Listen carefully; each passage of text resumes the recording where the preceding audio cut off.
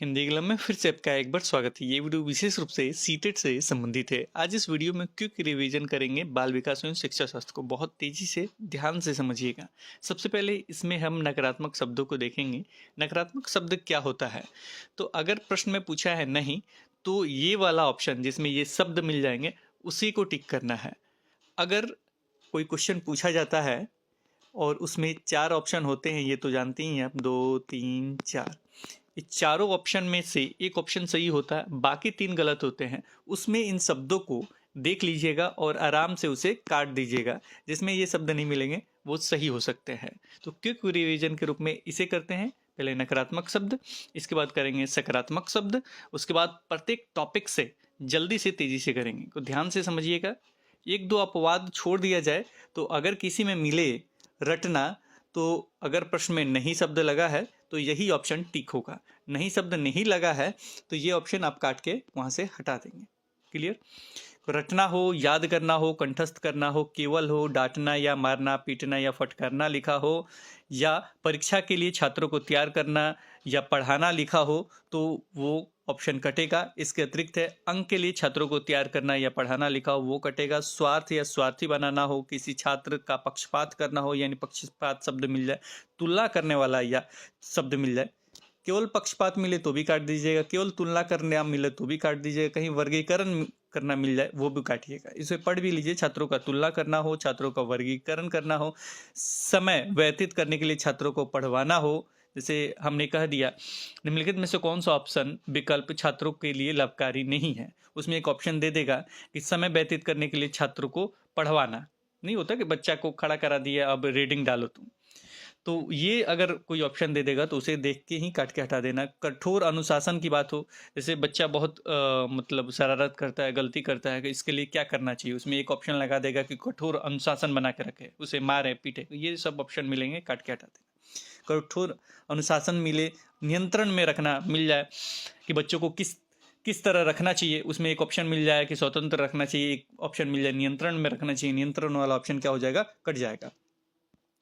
आगे बढ़िए। अनुशासन के प्रति डर या मनवाना, मतलब अनुशासन के प्रति डर उनके अंदर पैदा कर देना या जबरदस्ती मनवाना, कि ये सारे ऑप्शन मिलेंगे, काटना है। लचीलापन का अभाव हमने लिखा है।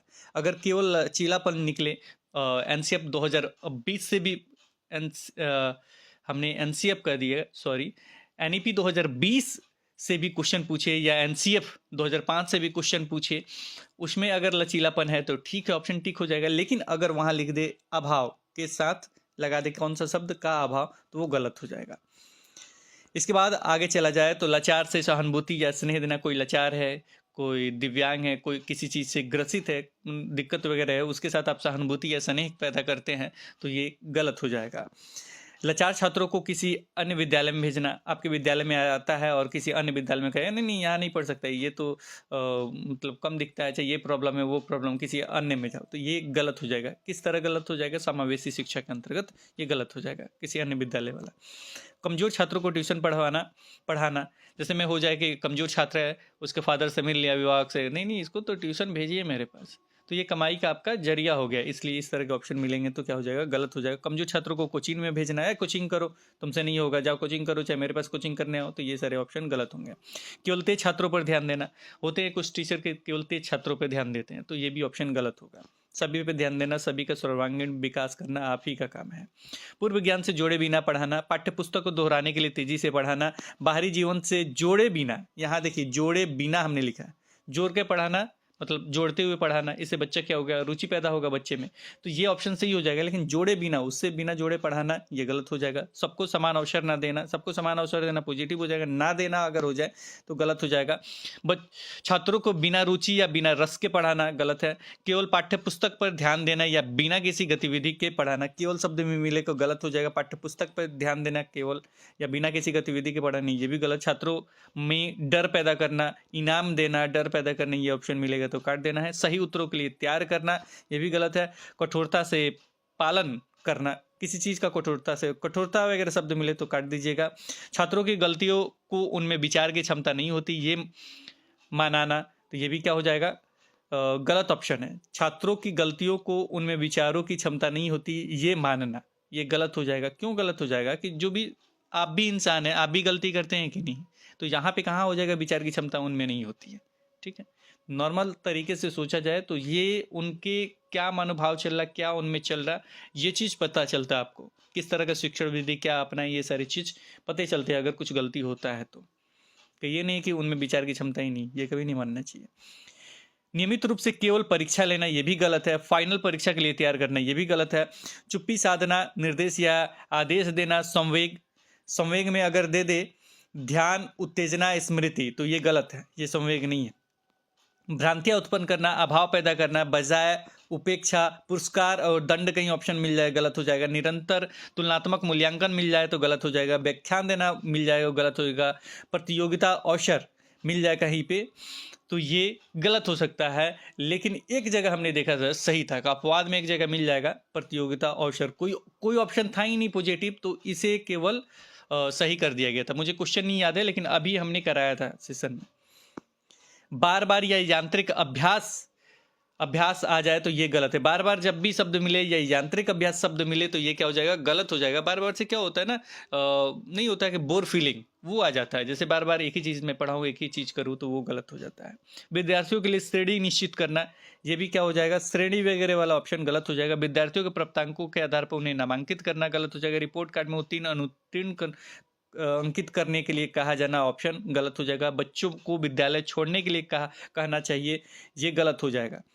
स्थिति को जैसी है स्वीकार कर लेना, जैसी स्थिति वैसे ही स्वीकार करने वाला कोई ऑप्शन को गलत हो जाएगा। कमजोर विद्यार्थियों को अपनी अपेक्षाओं को कम करना चाहिए, कमजोर विद्यार्थी को अपनी अपेक्षाओं को हम कम कर ले, शिक्षक कम कर ले, तो ये ऑप्शन गलत हो जाएगा। नकल करना, अनदेखी करना, तुलना करना, ये शब्द मिले अलग अलग, कहीं नकल करना मिल जाए, कहीं अनदेखी करना मिल जाए, कहीं तुलना करने वाला शब्द मिल जाए तो गलत हो जाएगा। कहीं महत्वहीन मिल जाए तो गलत हो जाएगा। लापरवाह कहीं शब्द मिल जाए किसी वाक्य में तो वो गलत ऑप्शन हो जाएगा। ध्यान नहीं देना कहीं मिल जाए तो वो गलत हो जाएगा। विषय अस्वीकार करना कहीं मिल जाए तो गलत हो जाएगा। सहानुभूति कहीं मिल जाए तो गलत हो जाएगा। व्यावसायिक शिक्षा मिल जाएगा ये शब्द तो गलत हो जाएगा। जैसे मैं एग्जाम्पल व्यावसायिक शिक्षा का थोड़ा सा अलग है, तो ये क्या हो सकता है, जैसे मैं बच्चों को किस लिए पढ़ाया जा रहा है या किस लिए तैयार कराया जाए, क्यों बच्चे स्कूल आते, इस तरह के प्रश्न पूछे जाए। वहाँ ये कह दे कि चाहे बच्चा गरीब वर्ग से आता है, बच्चा आर्थिक से ठीक नहीं है, तो उन्हें केवल व्यावसायिक शिक्षा दे के उन्हें रोजगार वगैरह के बारे में बता देना चाहिए। इस तरह का ऑप्शन मिले तो निश्चित रूप से वो गलत होगा। रोजगार के लिए नहीं आ रहा, जो भी प्रॉब्लम्स उनके जीवन में होगा दैनिक जीवन में, उसके लिए वो बच्चा पढ़ने आ रहा है। तो व्यावसायिक शिक्षा मिले तो गलत हो जाएगा। प्रतिस्पर्धा संस्कृति, यानी एक दो संस्कृति की बात हो, दोनों प्रतिस्पर्धा हो जाए, तुलना हो जाए, तो ये सारी चीज़ गलत है। जब भी संस्कृति वगैरह की बात आए, जब भी भाषा वगैरह की बात आए, कहीं की संस्कृति कहीं की भाषा सब आए, तो उस सभी का आदर करना है। आपको याद रखिएगा, आदर करना है। वो क्या करता है, एक संसाधन के रूप में कार्य करता है, वो एक सहायता के रूप में कार्य करता है। मानकीकृत निर्देश देखिएगा को आपका नई शिक्षा नीति जो है NEP 2020 है, उसमें भी ये हमने कहा था कि आपने अगर वीडियो नहीं देखा होगा देख लीजिए, बहुत तेज़ी से हमने काटना सिखाया उसमें देखिएगा शब्द होगा मानकी। और ये पहले का अपग्रेड ये है आपका पॉजिटिव नेगेटिव, लेकिन ये पहले का ही है। पहले ही हमने बता दिया कि मानकीकृत निर्देश वगैरह कहीं ऑप्शन में मिले तो उसे काट के हटा देना है। एक और यहाँ पे पॉजिटिव वर्ड याद आ रहा मुझे, प्रयोगात्मक अगर शब्द मिले उसे आपको क्या करना है, टिक करना है। NEP में NEP 2020 में मिल जाए तो उसे टिक करना है। चलिए, मानकीकृत निर्देश हो गया। निष्क्रिय प्राणी कहीं मिल जाए, निष्क्रिय शब्द कहीं मिल जाए तो उसे टिक मतलब काट देना है। छोटे वयस्कों, दुष्ट जीव, इस सब शब्द मिलेगा तो उसे क्या करना है, काट के हटा देना है। मानकीकृत निर्देश कहीं मिल जाए तो काट के हटा देना है वो ऑप्शन। वेधन और अभ्यास, देखिए यहाँ भी वेधन और अभ्यास लिखा है, ये ऑप्शन कहीं मिले तो काट के हटा देना है। क्लियर, समझ गए, ये सारी चीज समझ गए। NEP में भी मिलेगा तो क्या करना है, वेधन और अभ्यास काट के हटा देना है। क्लियर हो गया। अब आते हैं पॉजिटिव वर्ड, किसे देख के आप टिक कर सकते हैं। एक दो अपवाद कभी मिलते हैं, बाकी सब जगह ये टिक होंगे। यानी अगर प्रश्न में पूछे, अगर वहाँ उपयोग करना कहीं मिल जाए तो वो लगभग सही होते हैं। सारे ऑप्शन पढ़िएगा, उसमें सबसे ज़्यादा चांस होगा कि कहीं अगर उपयोग करना मिल जाए, अवसर प्रदान करना, तो ये सारे शब्द जो नीचे में आएंगे वो सही होंगे। चलिए हम बात करते हैं।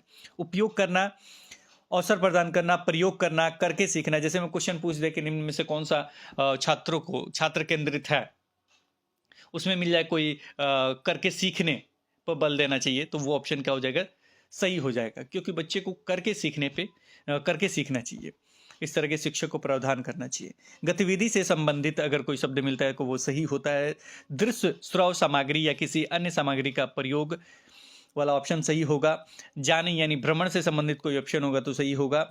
निर्माण या सृजन, एनसीएफ 2005 रचनात्मकता पर बल देता है, इसे भी याद रखिएगा। निर्माण या सृजन एनसीएफ अगर बात किया जाए तो 2005 जो होता है रचनात्मकता पर बल देता है। व्यक्तिगत विभिन्नता को ध्यान में रखना चाहिए, छात्रों का प्रश्न पूछने या पूछने के लिए प्रेरित करना चाहिए, छात्रों से प्रश्न पूछना चाहिए, लाइब्रेरी फ्री रखना चाहिए, वो भी प्रत्येक दिन। लचीलापन होना, लचीलापन कहीं शब्द मिलता है वो नई शिक्षा नीति में भी मिलता है, तो उसे केवल टिक कर देना है, ध्यान से समझिएगा, वो टिक हो जाएगा। मानकीकृत से लचीलापन, ये भी ऑप्शन टिक हो गया था, याद रखें। मानकीकृत से उसके साथ क्या लग गया था, लचीलापन, माने इधर से इधर। इसके बाद एक और शब्द यहाँ पे मैं एनईपी में टिक करवा दूं। एनईपी में आपका एक और शब्द का जिक्र है, वो है आपका, बात किया जाए आकलन के बारे में, मूल्यांकन के बारे में अगर मैं चर्चा करूं तो यहाँ पे हो जाएगा आपका योगात्मक।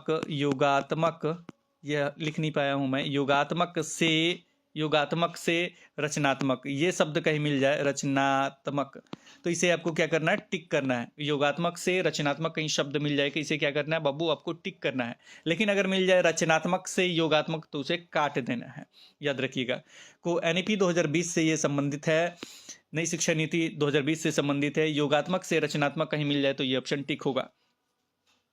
चलिए आगे बढ़ते हैं। लचीलापन हो गया। बाहरी वातावरण से जोड़ने वाले जो ऑप्शन होते हैं वो सही होते हैं। छात्रों या बच्चों की गलतियां खिड़की के समान होती है, यह जानने के लिए कि वो किस प्रकार सोचते हैं। गतियां अधिगम का एक भाग है तथा उनके विचारों में एक अंतर्दृष्टि देती है। बहुत बेहतरीन सा है, इसे समझ लीजिए, याद कर लीजिए। छात्रों या बच्चों की गलतियां खिड़की के समान होती है, यह जानने के लिए कि वो किस प्रकार सोचते हैं, किस प्रकार सोचते हैं। गलतियां अधिगम का, तो एक लाइन यहाँ पे कंप्लीट हो गया। दूसरा ऑप्शन ऐसे भी दे सकता है कि गलतियां अधिगम का एक भाग है तथा उनके विचारों में एक अंतर्दृष्टि देती है। अगला, बहुविकल्प का मतलब क्या होता है, प्रत्यास्मरण होता है। छात्रों के अनुभव का उचित उपयोग करना चाहिए। बहुभाषा एक संसाधन के रूप में कार्य करता है, ये सहायता करता है, हेल्प करता है। यानी इसके आगे देखा जाए सतत एवं व्यापक मूल्यांकन कहीं मिले तो लगभग ये सही होता है ऑप्शन में। वातावरण जो होता है, ये वातावरण को पर्यावरण या पोषण के नाम से भी जाना जाता है, लेकिन आनुवंशिकता को किस नाम से जाना जाता है, तो प्रकृति के नाम से जाना जाता है। और जब दोनों शब्द एक साथ मिल जाए तो वो ऑप्शन अधिकतर देखे गए हैं, टिक किए गए हैं।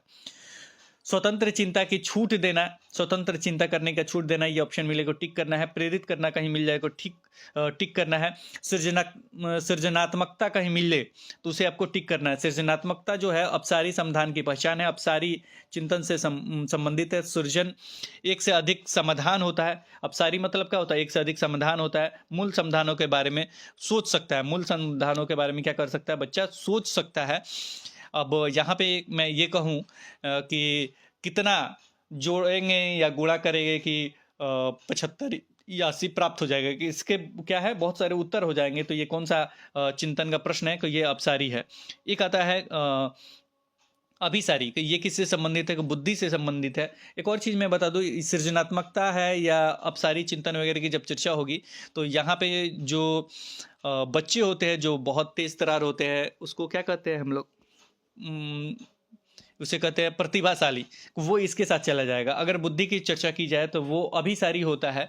और इसमें सबसे जरूरी बात यह कि जिसका एक ही उत्तर होता है वही क्लोज इंडेड या अभिसारी, क्लोज इंडेड यानी बंद प्रश्न, या अभिसारी या बुद्धि, एक ही जैसा है। आगे चलिए, आगे बढ़ते हैं। अधिगम असक्ता, समान अक्षरों एवं वर्णों में भ्रम को कहते हैं। समाजीकरण अगर मिले तो संस्कृति, रीति, मापदंड, कौशल, मूल्य और विश्वास होता है। गृह कार्य कहीं मिले तो घरेलू जीवन से जोड़ता हुआ प्रतिदिन इसे जांच करना चाहिए। और जो गृह कार्य होता है घरेलू जीवन से जोड़ता हुआ होता है। लैंगिक विभिन्नता क्या होता है, कि लड़का लड़की में जब भेदभाव हो तो ये लैंगिक विभिन्नता होता है। लैंगिक पूर्वाग्रह क्या होता है, कि लड़का लड़की के रूढ़िवादी सोच या पहले की सोच को लैंगिक पूर्वाग्रह कहते हैं। असंबद्ध पाठ पढ़ाना, यानी समझने में कठिनाई होगा याद रखिएगा, असंबंध पाठ वाला ऑप्शन क्या हो जाएगा, गलत हो जाएगा। असंबंध कोई चीज़ मिल जाए तो वो क्या हो जाएगा, गलत हो जाएगा। यानी संबंध अगर नहीं जोड़ता हुआ कोई ऑप्शन मिल जाए तो वो क्या हो जाएगा, गलत हो जाएगा। लेकिन अगर पूछ दे क्या होता है तो समझने में ये कठिनाई पैदा करता है। भाषा अर्जन क्या कहते हैं, भाषा अर्जन यानी बच्चा जब खुद से स्वयं से अपने आप सीख ले, तो ये होता क्या है, घर या आसपास के परिवेश में ये मिलता है, बच्चा खुद से सीख सकता है, यानी अर्जित कर लेता है, सीखना नहीं, अर्जन मीन्स अर्जित कर लेता है। जैसे बच्चे को हिंदी भाषा क्षेत्र में रहता है कि हिंदी उसे भाषा सिखाया नहीं जाता है, वो ऑटोमेटिक सीख जाता है, वो अर्जित करके सीख जाता है। भाषा सीखना विद्यालय के परिवेश में ये बच्चे सीखते हैं। क्लोज आ भी गया, क्लोज यानी बंद अंत प्रश्न, जिसका केवल एक उत्तर है या कम शब्दों में है, जैसे बहुविकल्पीय प्रश्न इत्यादि। ये क्या होता है, बहुसारी होता है। ओपेंड खुला अंत प्रश्न, तो ये जिसका अनेक या एक से अधिक उत्तर हो उसका व्याख्या किया जाता है, जैसे क्यों या कैसे इत्यादि के प्रश्न, यह अपसारी होता है। इसके साथ ही एक और चीज है कि आउट ऑफ द बॉक्स चिंतन अपसारी चिंतन से संबंधित है। चॉम्स्की क्या कहते हैं कि सीखने की जन्मजात क्षमता कहते हैं। समृद्ध भाषिक परिवेश कहीं मिल जाए उसे टिक करना है। लिपि, लिपि के बारे में कहा जाए, विश्व की सभी भाषाएं थोड़े से फिर बदल से एक ही लिपि में लिखी जा सकती है, और इसी तरह कोई एक भाषा सभी लिपियों में लिखी जा सकती है। ढांचा निर्माण, अस्थायी रूप से मदद करना या सहारा देने को ढांचा निर्माण या स्कोप फोल्डिंग या पाढ़ या ढांचा कहते हैं। अस्थायी रूप से सहायता होता है, यानी थोड़ा सा सॉल्व वगैरह के दे दीजिए उसे, इसे हम क्या करेंगे, पाढ़ या ढांचा के नाम से जानते हैं। संवेग या भय क्या है, देख लीजिए। संवेग या भाव, संवेग या भाव कौन कौन से देख लीजिए। बाकी उसमें 3 हमने कटवाया था, वो हमेशा मिलते हैं नेगेटिव वाले में। पॉजिटिव में देख लीजिए, भय, क्रोध, घृणा, वात्सल्य, करुणा, कामुकता, आश्चर्य, आत्महीनता, आत्माभिमान, एकाकीपन, भूख, अधिकार, कृतभाव, आमोद। विकास में देखा जाए को परिपक्वन तथा अनुभव की अंतःक्रिया का परिणाम होता है। पुनर्बलन सतत एवं आंशिक होना चाहिए। कभी भी पुनर्बलन मतलब ऐसा ना हो कि लगातार होना चाहिए, ये भी याद रखिएगा, ऐसा नहीं होना चाहिए। निचली कक्षाओं में खेल पद्धति द्वारा शिक्षा देना चाहिए। अनुवांशिकता जो होता है, अनुवांशिकता के बारे में हमने क्या बताया था, ये प्रकृति है जो माता पिता से मिलता है। तो ये इसका एक उदाहरण हो जाएगा आंखों का रंग, को ये माता पिता का गुण है। संरचनावादी मतलब गुण मतलब उनसे मिला हुआ है, इसलिए गुण लिखा गया। संरचनावादी सिद्धांत अधिगम सक्रिय विनियोजन के द्वारा होता है। अभिरुचि तथा जिज्ञासा, कई शब्द मिले देख के टिक करना। सतत एवं समग्र मूल्यांकन, कोई ऑप्शन मिले और कोई पॉजिटिव नहीं किसे टिक करना। सहयोगात्मक अधिगम पर्यावरण मिले उसे टिक करना है। अगर किसी ऑप्शन में सक्रिय शब्द लगा है अधिकतर देखा गया वो सही है। प्रोत्साहित करना लगा हुआ देखा गया सही है। सुधार करना कहीं मिल जाएगा सही है। कारण खोजने वाला कोई ऑप्शन मिल जाएगा लगभग देखा गया सही है। सभी संस्कृतियों का सम्मान करना एवं महत्व देना कहीं देखा गया तो लगभग सही है। प्रतिभाशाली शब्द में शीघ्रता और स्वतंत्र रूप से सीखने की योग्यता होती है। प्रतिभाशाली में क्या होता है, प्रतिभाशाली जो छात्र होते हैं बहुत तेज तरार होते हैं। प्रतिभा शब्द ही लगा तो समझ गए होंगे। इसमें शीघ्रता से स्वतंत्र रूप से सीखने की योग्यता होती है। अधिगम अशक्तता क्या होता है, धाराप्रवाह पढ़ने यानी डिसलेक्सिया में कमी है। तो जब भी पढ़ने वगैरह का चर्चा हो, धारावाह पढ़ने वगैरह में पढ़ने में कोई किसी भी तरह का मतलब दिक्कत हो बच्चे को पढ़ना डिसलेक्सिया से संबंधित होता है। गणित विकार, निर्योग्यता, डिस्कैलकुलिया यानी गणित वगैरह में कुछ प्रॉब्लम होगा डिस्कैलकुलिया हो जाएगा। गणित कौशल गतिक कौशल में है कि डिस्प्रेक्सिया अप्रेक्सिया के नाम से जानते हैं। पठन अक्षमता डिसलेक्सिया, वही चीज़ लिखा है पठन अक्षमता, यानी पढ़ने में अगर प्रॉब्लम्स वगैरह है। पढ़ने में अक्षमता का मतलब क्या होता है, वो क्षमता नहीं है, पढ़ने में वो क्षमता नहीं है, इसलिए पठन अक्षमता लिखा गया। तो पठन अक्षमता यानी डिसलेक्सिया।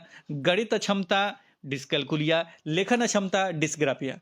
लेखन को ग्राफ से कैसे जोड़ेंगे, पठन वाला अगर लेक्सिया याद हो गया कि लेखन को ग्राफ से, ग्राफ क्या करते हैं हम लोग डिजाइन ग्राफ में बनाते हैं, तो लेखन हो गया डिस्ग्राफिया। इसके अतिरिक्त और आता है आपका अवधान कमी, अति सक्रियता, व्यतिक्रम ADHD, आसानी से विचलित होने की आदत है। आसानी से ये विचलित होने की ये क्या है, होने की आदत है। इसके अतिरिक्त एक और आता है आपका, वो है ऑटिज्म, स्वालीनता।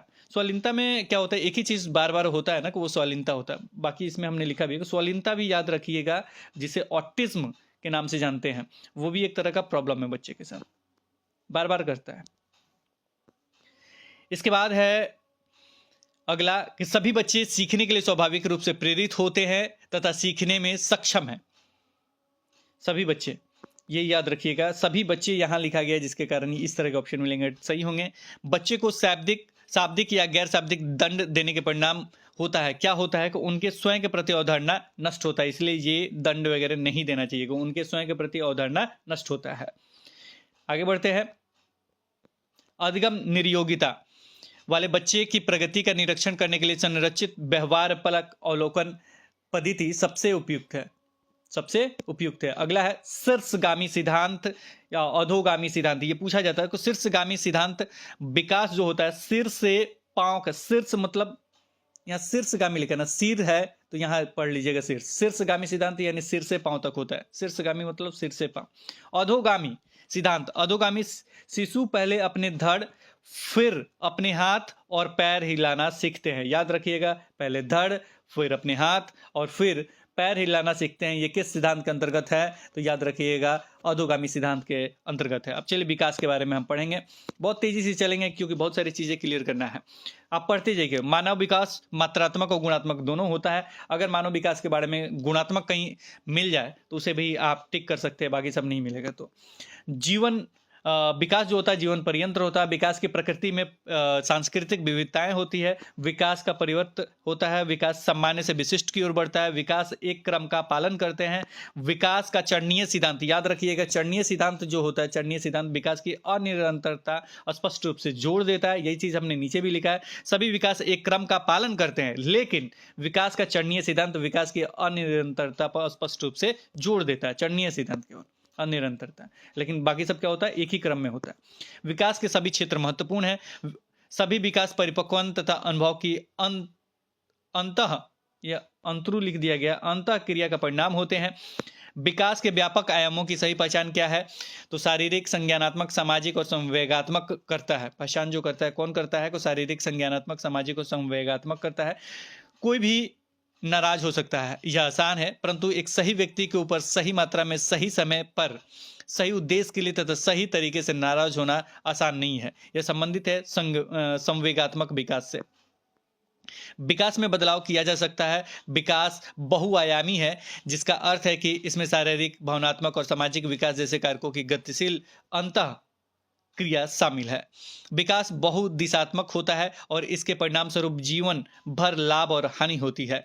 विकास एक सतत प्रक्रिया है जो आनुवंशिकता और पर्यावरण द्वारा संयुक्त रूप से प्रभावित होता है। दोनों मिलेगा, जब भी विकास के बारे में कोई ये दोनों शब्द मिलेगा तभी आप टिक कीजिएगा, क्योंकि संयुक्त रूप से प्रभावित होता है। एक में दे देगा आनुवंशिकता, एक में दे देगा पर्यावरण, या इसके लिए अन्य शब्द भी इस्तेमाल कर सकता है। आनुवंशिकता के लिए प्रकृति और पर्यावरण के लिए आपका पोषण, जो खाने वाला होता है ना, पोषण, वो, क्योंकि जैसा वातावरण आपको मिलेगा वैसा ही आपका मन बनता है, वैसा ही जैसा खाना मिलेगा वैसे ही, इसीलिए दोनों के एक साथ जोड़ दिया गया है। सामाजिक सांस्कृतिक संदर्भ विकास में एक महत्वपूर्ण भूमिका का निर्वाह करता है। विकास की गति एक व्यक्ति से दूसरे में भिन्न होती है, जिसे व्यक्तिगत विभिन्नता कहते हैं, किंतु यह एक क्रमबद्ध और व्यवस्थित नमूने का अनुगमन करता है, जैसे पहली अवस्था के बाद दूसरी अवस्था का आना। विकास का सिर पदानुमुख सिद्धांत क्या कहता है? सिर से पैर की ओर आगे बढ़ता है। विकास ऊपर से नीचे और केंद्र की तरफ होता है। विकास आनुवंशिकता और पोषण से प्रभावित होता है। विकास सामाजिक सांस्कृतिक परिप्रेक्ष्य में होता है। ये सारे केवल याद करते जाइए।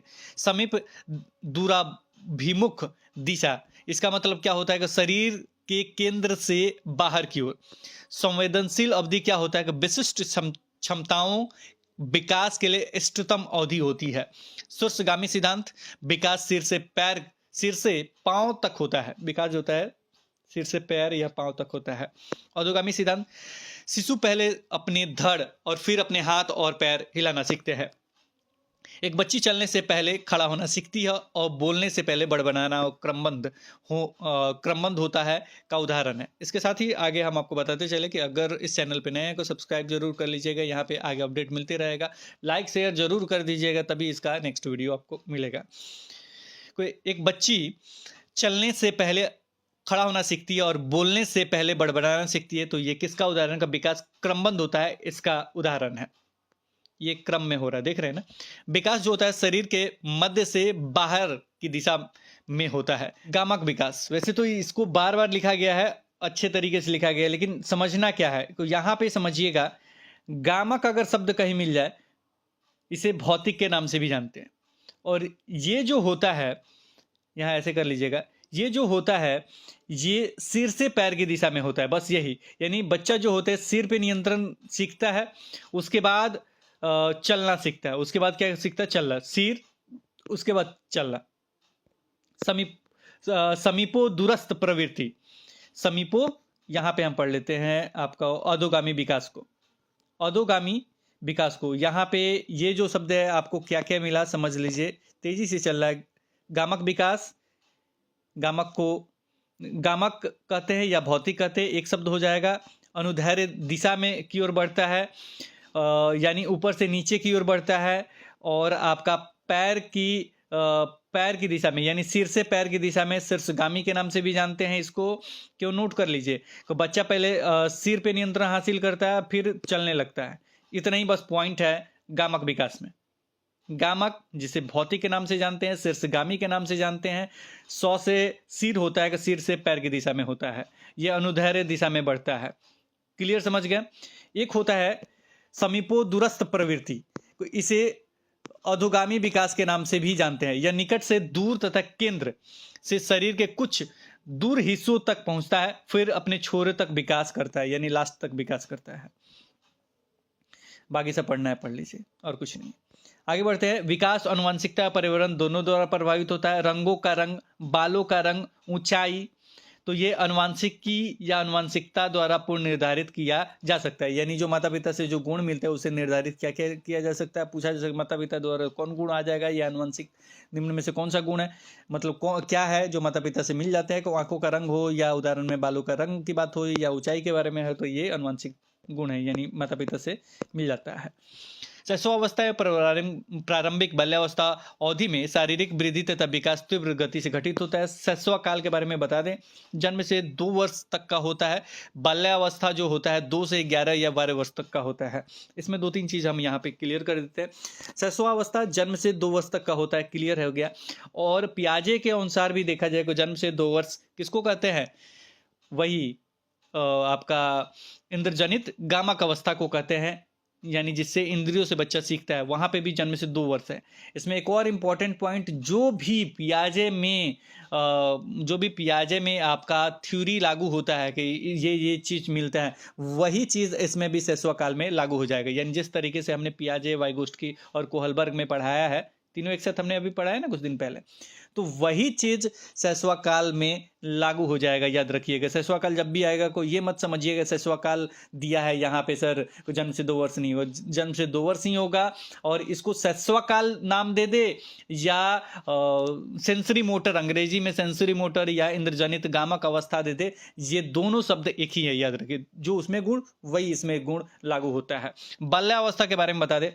बाल्यावस्था को इन्होंने 2 भागों में तोड़ दिया है। पहला जो बाल्यावस्था होता है, पूर्व बाल्यावस्था नाम दिया जा सकता, या प्रारंभिक, पूर्व, या यहाँ लिखा भी हमने पूर्व या प्रारंभिक बाल्यावस्था दिया गया है।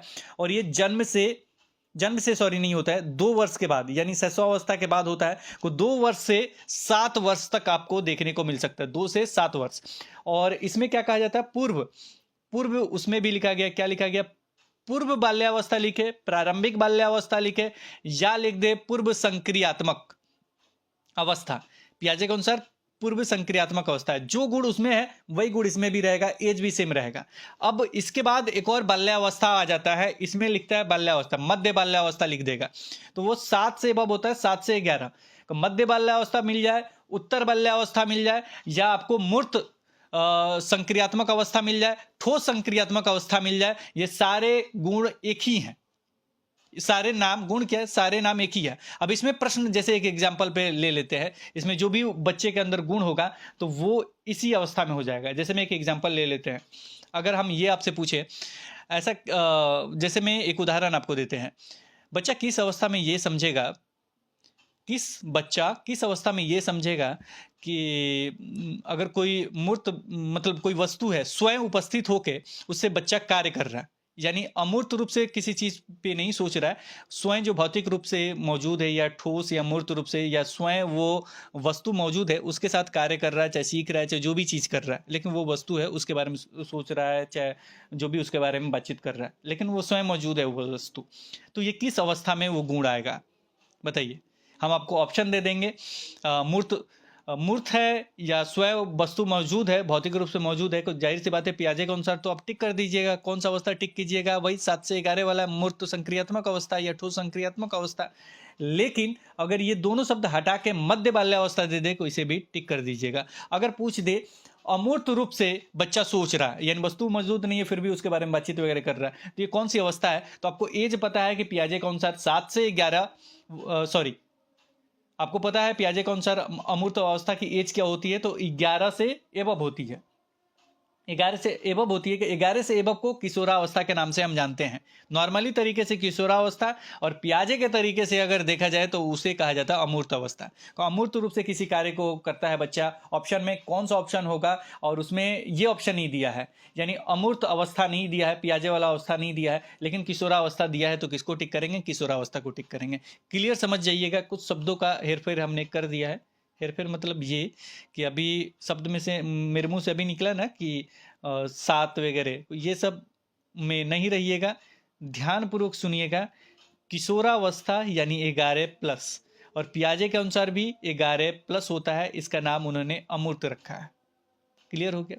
इससे पहले वाले को हम कहते हैं मध्य बाल्यावस्था, जो होता है 7 से 11। पियाजे के अनुसार इसे मूर्त संक्रियात्मक अवस्था या ठोस संक्रियात्मक अवस्था कहते हैं। इससे पहले आता है पूर्व बाल्यावस्था या प्रारंभिक बाल्यावस्था, जिसका उम्र सीमा होता है 2 से कितना होता है? 2 से 7 वर्ष। इसके पहले होता है शिशुअवस्था, जो जन्म से 2 वर्ष, या इसे हम किस नाम से जानते हैं? तो इसे सेंसरी मोटर के नाम से जानते हैं। ठीक है। और पूर्व या प्रारंभिक बाल्यावस्था को पियाजे के अनुसार किस नाम से जानते हैं? को पूर्व संक्रियात्मक अवस्था के नाम से जानते हैं। इतना समझ गए? जो गुण पियाजे में वही गुण यहाँ भी लागू। चलिए, यही बताना था हमको। तो यहाँ पे देखा जाएगा इसके बाद 11 वर्ष तक परवर्ती बाल्यावस्था, अर्थात परवर्ती भी दे देगा। उत्तर बाल्यावस्था 6 से 11 वर्ष या 12 वर्ष तक माना जाता है। 6 से 11 वर्ष, कभी कभी 12 वर्ष भी माना जाता है। प्रारंभिक बाल्यावस्था 2 से 6 वर्ष तक चलता है। आगे पढ़िए। भाषा के अर्जन विकास के लिए सर्वाधिक संवेदनशील अवधि प्रारंभिक बाल्यावस्था, प्रारंभिक बाल्यावस्था होती है। प्रारंभिक बाल्यावस्था का उम्र सीमा लिख दिया गया, 2 वर्ष से प्रारंभ होकर 6 वर्ष तक या 7 वर्ष तक चलती है। आगे चलिए पढ़िए। भाषा विकास के लिए सबसे संवेदनशील समय कौन सा है? प्रारंभिक बचपन का समय है। मध्य बाल्यावस्था में भाषा जो हो जाता है सामाजिकृत के बजाय अहम केंद्रित अधिक हो जाता है। वह अवधि जो व्यस्तता के संक्रमण की पहल करती है उसे किशोरावस्था के नाम से जानते हैं। समूह कार्य देना एक प्रभावी शिक्षण रणनीति। सीखने की प्रक्रिया में बच्चे एक दूसरे से सीखते हैं और परस्पर सहायता करते हैं। इस सहयोग की भावना आती है और बेहतर विकास होता है। और ये अगर जब भी इस तरह का बात किया जाए कि बच्चा एक दूसरे से सीख रहा है, सामाजिक वगैरह शब्द आ जाए, तो अधिकतर इसमें कौन सा मनोवैज्ञानिक लग जाएंगे? तो वाइगोस्टकी जी यहाँ घुस जाते हैं। वाइगोस्टकी यहाँ टिक होगा। भाषा की बात किया जाए, कैलकुलेटर की बात किया जाए, मतलब वाइगोस्टकी के अनुसार कौन सा निम्न में से आपका सही है? तो यहाँ पे भाषा आ जाएगा, कैलकुलेटर आ जाएगा। मीन किसी की सहायता लेकर, अस्थायी रूप से सहायता लेकर कार्य कर रहा है, तो वो समझिए कि किसके अनुसार है? वाइगोस्टकी के अनुसार है। क्लियर? कैलकुलेटर वगैरह भी इसमें सही होता है क्योंकि मदद करता है ना वो अस्थायी रूप से, इसीलिए। आगे बढ़ते हैं। अगला जो पॉइंट है, समूह कार्य देना एक प्रभावी शिक्षण रणनीति है। सीखने की क्रिया में बच्चे एक दूसरे से सीखते हैं, परस्पर सहायता भी करते हैं, इसका सहयोग की भावना आती है। ये तो हमने बता दिया था। आगे चलिए। चालक विकास की दर में व्यक्तिगत विविधताएं होती है, फिर भी चालक विकास का क्रम अपरिष्कृत यानी स्थूल चालक विकास से परिष्कृत यानी सूक्ष्म विकास तक है। याद रखिएगा, अपरिष्कृत स्थूल चालक विकास से परिष्कृत सूक्ष्म चालक विकास तक है। सर्वप्रथम स्थूल चालक विकास के फलस्वरूप बच्चे शारीरिक गतिविधियों का नियंत्रण समन्वय सीखते हैं, जिससे वे गतिविधियों को कर पाने में, शारीरिक संतुलन, गति और नियंत्रण कर पाने में समर्थ हो पाते हैं, जैसे चलना, दौड़ना, कूदना और पैरों से प्रहार करना आदि। इसके उसके बाद सूक्ष्म चालक विकास के फलस्वरूप बालक अपने संसार के बारे में सीखने के विभिन्न प्रयासों में वस्तु को उठाने, पकड़ने और जांच परख करने की क्रिया सीखते हैं। तो ये आपका कदम विकास छात्र केंद्रित पे आते हैं। छात्र केंद्रित शिक्षा शब्द अनुभवों को प्रमुखता देना होता है। बाल केंद्रित कक्षा का सृजन शिक्षार्थियों को उनके निष्पादन के बारे में समय पर प्रतिपुष्टि देकर किया जा सकता है। बाल केंद्रित शिक्षा शास्त्र का अर्थ है बच्चों की अभिव्यक्ति और उनकी सक्रिय भागीदारिता को महत्व देना होता है। बाल केंद्रित शिक्षा में शामिल है बच्चों की हस्तपरक गतिविधियां। शिक्षिका की अपने विद्यार्थियों से अपेक्षाएं या अपेक्षाओं उनके अधिगम पर महत्वपूर्ण प्रभाव डालती है। ये जो पॉइंट मिलेगा वो बिल्कुल सही होगा। उच्च अपेक्षाएं रखनी चाहिए। कक्षा में परिचर्चा के दौरान शिक्षिका को विद्यार्थियों के गलत उत्तर सही करने के बजाय बच्चों को अभिव्यक्त करने के लिए प्रोत्साहित करना चाहिए, बिना गलत होने के भय के साथ। इससे उन्हें उस गलती का कारण का पता चलेगा तथा शिक्षक को भी पता लगेगा कि उनके शिक्षण विधि में क्या कमी थी। बच्चों को जब कार्यों और क्रियाकलापों में क्रियाशीलता से भाग लेते हैं तो शिक्षा शास्त्र द्वारा सबसे अधिक अर्थपूर्ण अधिगम करते हैं। अर्थपूर्ण भी कहीं शब्द मिल जाए उसे टिक करना है। छात्रों को विभिन्न प्रकार के सामग्री का प्रदान करवाना और उन्हें अपने अधिगम को स्वयं निर्देशित करने की स्वतंत्रता देना अन्वेषित अधिगम को बढ़ावा देने की एक विधि है। पारिवारिक समाजीकरण, समकक्षी संबंधों, सांस्कृतिक मूल्य और बच्चों का आत्मसम्मान, इन सभी कारकों द्वारा विद्यालयों में बच्चों का अधिगम से जुड़ाव प्रभावित होता है। शिक्षार्थियों के प्रवृत्ता अभिमुखी लक्ष्य प्रकार के लक्ष्य निर्धारित करने के लिए प्रोत्साहित किया जाना चाहिए। एक शिक्षिका अपनी प्राथमिक कक्षा में अर्थपूर्ण अधिगम को विषय वस्तु का विद्यार्थियों के जीवन के साथ संबंध स्थापित करने पे बढ़ावा दे सकती है। त्रुटि और असफलता, छात्रों या बच्चों की त्रुटि। शिक्षक को छात्रों की अवधारणात्मक समझ से अवगत कराता है। शिक्षण अधिगम प्रक्रिया में त्रुटि की समझ सार्थक है क्योंकि वह अधिगम प्रक्रिया का सहज हिस्सा है या बच्चों की सोच में अंतर्दृष्टि प्रदान करता है। कक्षा में छात्रों को ग्रेड और पदों को निर्धारित करने के लिए मदद करता है। ये कथन बच्चों की त्रुटियों को समझने के लिए सही नहीं है क्योंकि ये ग्रेड वाले समूह में बढ़ जाएंगे जिसके कारण उनके बीच उच्च नीच का भेदभाव देखने को मिल सकता है, इसलिए ग्रेड वाले ऑप्शन गलत होते हैं। अनुपमा अपनी कक्षा में विज्ञान को पढ़ाते हुए गणित के संपर्कों के साथ संबंध बनाती है। इस प्रकार के शिक्षा शास्त्र अधिगम में हस्तांतरण और अंत विषयात्मक अधिगम को बढ़ावा देता है। बच्चों की असफलता का कारण व्यवस्था द्वारा बच्चों की व्यक्तिगत जरूरतों को अनदेखा करना है। इसमें नकारात्मक शब्द या वाक्य है। बच्चों की असफलता का गुण रूपण हमेशा उनके आनुवंशिक दोषों को दिया जा सकता है। यह ऑप्शन मिलेगा काटना है। वे बालक जो कभी स्कूल नहीं गए, उनके बच्चों की शिक्षा में रुचि नहीं रखते हैं, ये ऑप्शन मिलेगा काटना है। हाशिए पे रहने वाले समुदायों के बच्चे अकादमिक सफलता प्राप्त करने में सक्षम नहीं है। तो ये सभी अगर विकल्प दिए जाते हैं तो ये सभी ऑप्शन गलत होंगे। एक और पॉइंट पढ़ लेते हैं प्रतिभाशाली के बारे में। प्रतिभाशाली शिक्षार्थी अर्थात तेज या अच्छा छात्र को कहते हैं जिसकी विशेषता, अब इसमें ऑप्शन मिल जाए अच्छा छात्र को मत टिक कीजिएगा, ये समझने के लिए लिखा गया है। यदि कक्षा की गतिविधियां अधिक चुनौतीपूर्ण नहीं होती है तो वह कम प्रेरित अनुभव करता है और उब जाता है। अध्यापक के दृष्टिकोण से प्रतिभाशीलता का संयोजन है उच्च योग्यता, उच्च सृजनात्मकता, उच्च वचनबद्धता। सृजनात्मक प्रतिक्रियात्मक अनुमता की कमी, अपसारी चिंतन, उत्तम समस्या समाधानकर्ताओं को इंगित करता है। कौन? सृजनात्मकता। कक्षा में सृजनात्मकता को बढ़ावा देने के लिए विद्यार्थियों को मौलिक खोज और सोच को बढ़ावा के अवसर प्रदान करने चाहिए जिससे छात्र सृजन यानी कुछ नया बना सके। प्रवाह, पूर्णता, व्याख्या, मौलिकता और लचीलापन प्रतिभा के साथ संबंधित तत्व हैं। किसके साथ? एक प्रतिभाशाली व्यक्ति में प्रवाहपूर्णता, व्याख्या, मौलिकता और लचीलापन के गुण होते हैं। प्रतिभाशाली विद्यार्थी के लिए शिक्षक को अनुकूल करना चाहिए जैसे विद्यार्थी में बदलाव आता है। प्रतिभाशाली शिक्षार्थियों को सृजन से जुड़े प्रश्नों पर अधिक समय देने के लिए कहा जा सकता है। कल्पनाशील उत्तरों को स्वीकारना, विचार मंथन पर बल देना, असहमति के प्रति सहनशीलता शिक्षा प्रणाली में सृजनात्मकता में सहायक होगी। लेकिन अभिसारी चिंतन पर बल देना, सृजनात्मकता कक्षा में अभिसारी सोच का समर्थन नहीं करेगी, इसलिए अभिसारी सृजन के साथ नहीं चलता है क्योंकि सृजनात्मकता में अभिसारी सोच के विपरीत अपसारी सोच शामिल है। अभिसारी सोच एक पारंपरिक स्वरूप की सोच संदर्भित है जबकि अपसारी सोच मुद्दे से बाहर सोचने को संदर्भित करती है। अपसारी सोच में अलग अलग विचार और संभावनाएं होती है। उदाहरण के लिए सोचना कि आप कितने तरीकों से एक ईंट का उपयोग कर सकते हैं, एक से अधिक उत्तर होता है। विधि या विधियां जिनके प्रयोग में विद्यार्थी की स्व पहल और प्रयास शामिल है, अधिगमकर्ता केंद्रित विधि कहलाती है। परंपरागत विधि, जिसे पाठशाला विधि के नाम से जानते हैं, ट्रेडिशनल यानी सामान्य विधि अर्थात पहले से होता हुआ विधि को कहते हैं। निगमनात्मक विधि, नियम से उदाहरण। अपसारी सोच, सृजनात्मकता में अपसारी सोच यानी बहुत सारी शामिल है। अपसारी सोच में अलग अलग विचार संभावनाएं होती है। उदाहरण के लिए सोचना कि आप कितने तरीके से ईंटों का उपयोग कर सकते हैं, तथा अन्य उदाहरण में रीना कक्षा में दी गई किसी भी समस्या को सुलझाने के लिए अलग अलग तरकीबों के बारे में सोचती है। ये किसका प्रतीक है? अपसारी सोच का प्रतीक है। अभिसारी सोच, अपसारी सोच के विपरीत अभिसारी सोच एक पारंपरिक स्वरूप के सोच को संदर्भित करती है। अपसारी सोच प्रश्नयुक्त, अपसारी चिंतन प्रश्न मुक्त अंत वाला होता है, ओपन एंडेड। उदाहरण, जब कक्षा में एक शिक्षक अपनी किसी विद्यार्थी से प्रश्न करता है कि यदि तुम्हारे पंख होते तो तुम क्या करते, ये इसका है। अभिसारी चिंतन प्रश्न बंद अंत वाला होता है, क्लोज एंडेड होता है। जब शिक्षक बालक से प्रश्न करता है कि बताओ कि उत्तर प्रदेश की राजधानी क्या है, तो बालक उसका एक ही उत्तर देगा, लखनऊ। तो अभिसारी चिंतन के बारे में। विश्लेषणात्मक क्या होता है? को विशेषताओं यानी छोटे छोटे टुकड़ों में गुण बताता है। जैसे उदाहरण के तौर पे ग्रेड अंकों से कैसे अलग है, इसमें दोनों की विशेषता या गुण बताया जाएगा, तभी अंतर पता लग सक जाएगा दोनों के बारे में। ये विश्लेषणात्मक का उदाहरण है। अगर पूछे प्रश्न में ग्रेड अंकों से कैसे अलग है, तो दोनों के बारे में विशेषता बनाएगा, टुकड़ों में बताएगा, इसे विश्लेषणात्मक कहते हैं। और ठीक संश्लेषणात्मक इसका उल्टा होता है, याद रखिएगा। टुकड़ों में है, ये क्या है? टुकड़ों में एक इकट्ठा को कहेंगे।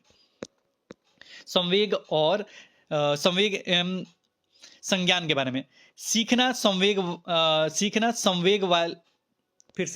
जो होता है, सीखने वाले के संवेगों से प्रभावित होता है। सीखना, संवेग एवं सीखना एक दूसरे से सम्मिलित है। जो विद्यार्थी अच्छा प्रदर्शन नहीं करते हुए महसूस करते हैं कि वे पर्याप्त रूप से अच्छे नहीं है और हतोत्साहित महसूस करेंगे, तब उनमें बिना प्रयास के कार्य को आसानी से छोड़ देने की संभावना होती है। यह स्थिति दर्शाती है संज्ञान और संवेग अलग नहीं है।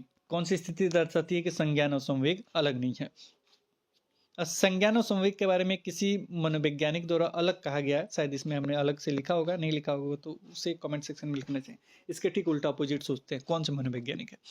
अल्बर्ट बंडूरा के बारे में, इसे देख लेते हैं। अल्बर्ट बंडूरा एक प्रभावशाली सामाजिक संज्ञानात्मक मनोवैज्ञानिक है। वह उनकी सामाजिक अधिगम सिद्धांत है। आत्म प्रभाविकता और उनकी प्रसिद्ध बेबो डॉल प्रयोगों की अवधारणा के लिए सबसे ज्यादा ये प्रसिद्ध है। इस सिद्धांत के अनुसार व्यक्ति अवलोकन, नकल और आदर्श व्यवहार के प्रतिमान के माध्यम से एक दूसरे से सीखते हैं। जैसे फिल्मों के हीरो का नकल जो बच्चे करते हैं, तो इन्हीं के अनुसार आता है। बंडूरा ने सामाजिक अधिगम के 4 उपाय बताए: ध्यान, अवधारण, पुनः प्रस्तुतिकरण, पुनर्वलन। इसका अतिरिक्त देखा जाएगा तो इनमें महत्वपूर्ण पॉइंट है। सामाजिक अधिगम का सिद्धांत पोषण घटक पर बल देता है। मनोसामाजिक सिद्धांत किसका है, को याद रखिएगा, इन्हीं का है। मनोसामाजिक सिद्धांत जो होता है उद्यम के मुकाबले में हीनता स्तर पर बल देता है। एरिक्सन का मनोसामाजिक सिद्धांत है। अब यहाँ से अगले दिन पढ़ लेंगे, जीन पियाजे से स्टार्ट हो रहा है। तो जीन पियाजे, वाइगोस्की और कोहलबर्ग पे हल्का हल्का टिक करते हुए आगे बढ़ेंगे और कोशिश करेंगे नेक्स्ट वीडियो में या उसके नेक्स्ट वीडियो में इसको समाप्त कर दें। उसके बाद हम क्या कोशिश करेंगे कि आपका जो मेन पॉइंट है ईवीएस का, तो वो भी कर देंगे। तो इस वीडियो को लाइक शेयर जल्दी कर दीजिए कि शाम को भी आपके लिए एक स्पेशल वीडियो लेके आए और पूरा ये आपका 1 या 2 दिन में 1 या 2 वीडियो में मेरे ख्याल से अब खत्म हो जाना चाहिए। वैसे तो है बहुत ज़्यादा, अभी कोशिश किया जाएगा तेज़ी से ख़त्म करने का। लास्ट में हमने वैसे इसमें भी रख दिया है, राष्ट्रीय शिक्षा नीति 2020 वगैरह रख दिया है। तो हम कोशिश करते हैं कि इसे जल्द से जल्द आपको समाप्त करने का। ये आपके ऊपर डिपेंड है, ज़्यादा डिमांड होगा तो इसका सेकंड पार्ट भी आएगा और उसके बाद आपका ईवीएस भी करा देंगे, तो दोनों चीज़ ख़त्म हो जाएगा। इसके बाद कोशिश होगा कि अगर फिर भी समय बचता है तो अगर कहिएगा को हिंदी भी 1 दिन में क्लोज करने के लिए कहा जाएगा। तो ये सारे आपके क्लूज हो जाएंगे, तो मेरे ख्याल से पकड़ आपका मजबूत हो जाएगा। मैथ वगैरह का हमने पढ़ा दिया, मैथ का भी थोड़ा सा बचा हुआ है, एनसीएफ का एक दिन कोशिश करेंगे उसको भी देने का। तो फिलहाल इस वीडियो में इतना ही। कैसा लगा ये वीडियो कमेंट सेक्शन में जरूर बताइएगा, क्योंकि किसी का कमेंट आ रहा था कि सर सबके बारे में थोड़ा निचोड़ बता दीजिएगा।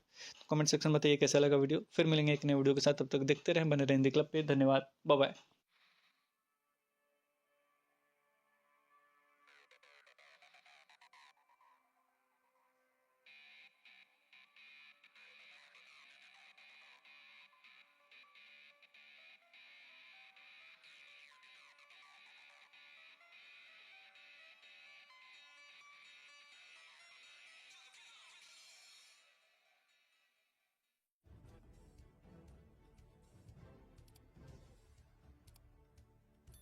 सब्सक्राइब कीजिए हिंदी क्लब को, दबाइए इस बेल आइकॉन को ताकि हमारा वीडियो आपको मिले सबसे पहले। शेयर करें अपने दोस्तों के साथ ताकि वो भी इसका लाभ उठा सके। ये सब बिल्कुल फ्री है।